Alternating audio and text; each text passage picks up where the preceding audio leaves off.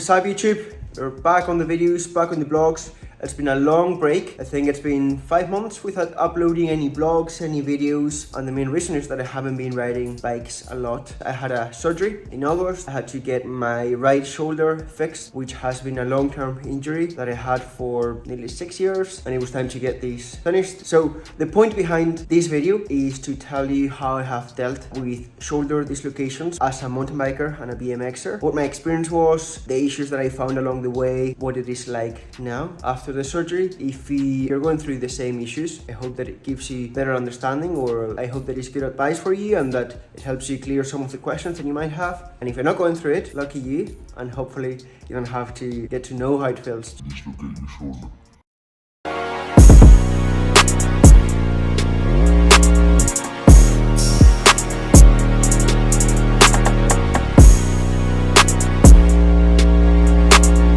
So first things first, to give you a bit of a background check, my story with shoulder dislocations started in 2014. At the time I was 15 years old. I used to ride downhill.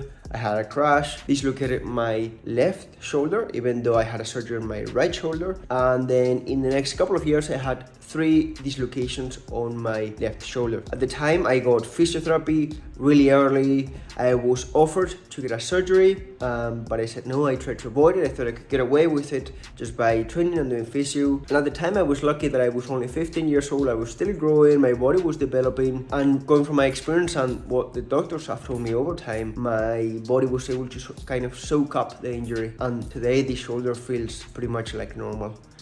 Now, right shoulder starts in 2017, silly crash, my shoulder came out, we put it back in after 30 seconds. Thankfully the person that was right beside me knew how to put a shoulder back in, so he helped me. 2 weeks after this first dislocation on my right shoulder again, I had another one.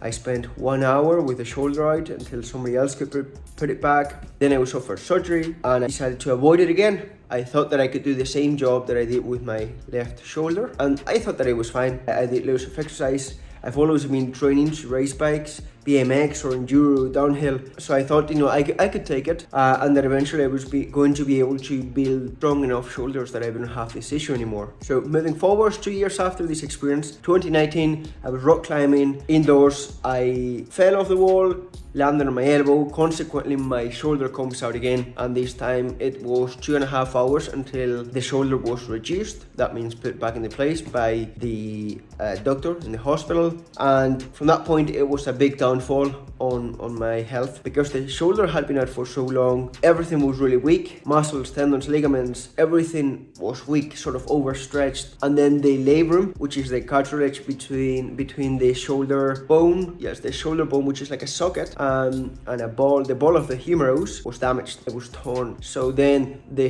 ball of my humerus had a path to come in and out. After that, I had a few more dislocations. Moving until 2022, I've had many dislocations, a total of 10. Eventually, I learned how to put my shoulder back in. But yeah, I had many dislocations, far too many. I always kept thinking that I was going to get through it with physiotherapy, exercising, training, but it kept happening, and eventually I got to the point where I thought I couldn't take it anymore, because every time I had a dislocation, I spent a week, 2 weeks, 3 weeks without riding bikes, resting, off work. As a mountain bike coach, I couldn't ride a bike, so that's not working. So it was really a big issue in my life, to the point where I thought, that's it. I've been dealing with it for 6 years pretty much. I'm 23 right now, and I need a surgery. I need to get this fixed, get it out of the way. So in August, I got the surgery. I had been on the waiting list in the NHS in Northern Ireland for 9 months. Thankfully, a year before the surgery, I started working with a personal trainer, a coach, who helped me prepare for the surgery with loads of strengthening to make sure that I was the healthiest, the strongest I could be for the surgery. And the hope was that it was going to speed up the recovery process. So surgery time, I wake up. It wasn't big pain. On the same day, I was sent back home, and then I spent 4 weeks on the sling. After 2 weeks post-surgery, the stitches come out. From the 3rd day onwards, I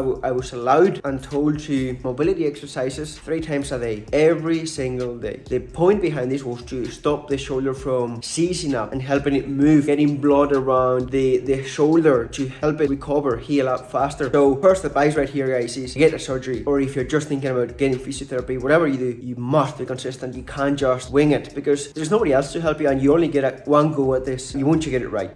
So 4 weeks of pendular motions and on some other little exercises for my shoulder every single day. Then I could take the sling out. I got physio, and I was given more exercises to start getting range of motion. I couldn't really lift anything.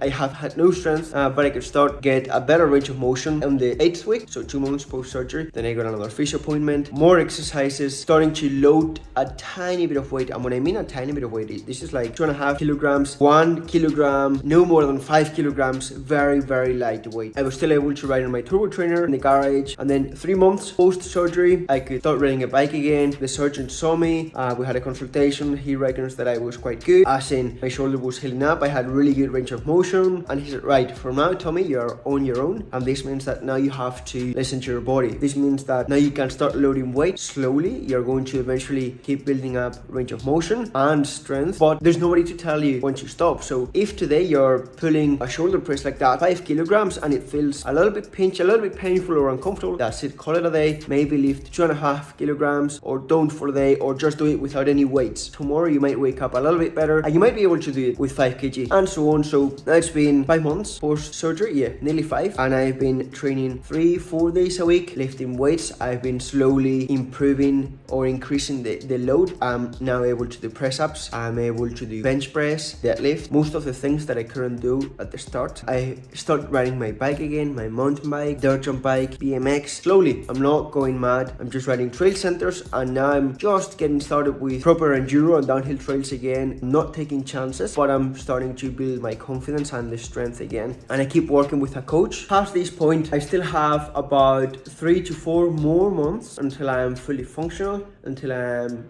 as strong, or my shoulders fully healed up, or as healed up as it could be. And this is going by surgeon. He reckons that I will be, from month 8th or 9th, I will be 100% again. Obviously that depends on how much effort I put into my recovery. Hopefully it pays off. Yeah, if you're thinking about getting surgery, you're not going to get an immune Terminator shoulder. You're going to have a normal shoulder like you had before you started having dislocations, like anybody else. What this means is that if you are unfortunate, you can dislocate your shoulder again. So you just have to treat it like a normal shoulder after your surgery, and be really consistent with your training. You can't just let it heal on its own and not do anything. Is the surgery worth, or is it worth just sticking to physiotherapy? After so many dislocations, yes, it's worth doing it. You're not going to get any better. I have many friends that have gone through the exact same process, and they said, Tommy, after a few dislocations, that's it, there's no way back, you have to get a surgery. And I was the one that pushed to avoid it for years, trying to go through more physiotherapy, more exercising. It didn't work. If I only had one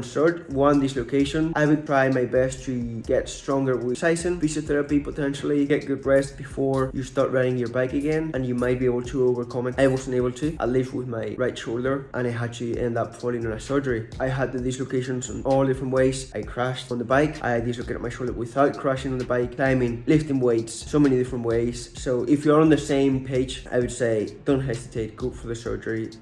Just stay consistent with your rehab. I hope you the very best. Now, the surgery that I got, I cannot remember the name, but what I got done was I got the labrum, which I just explained what it was. The labrum was the cartilage, and I got that stitched together again, so that's no more hole in the cartilage, and the shoulder can't come out again. According to the surgeons, you do, after that procedure, you do lose, I think it was between 10 and 20 degrees in a specific axis in range of motion. Not everywhere, but there's a specific movement where you do lose a bit of mobility for good. So, getting close to the time where I'm going to be completely functional at full strength. What does 2023 look like for me? The plan is to race for fun.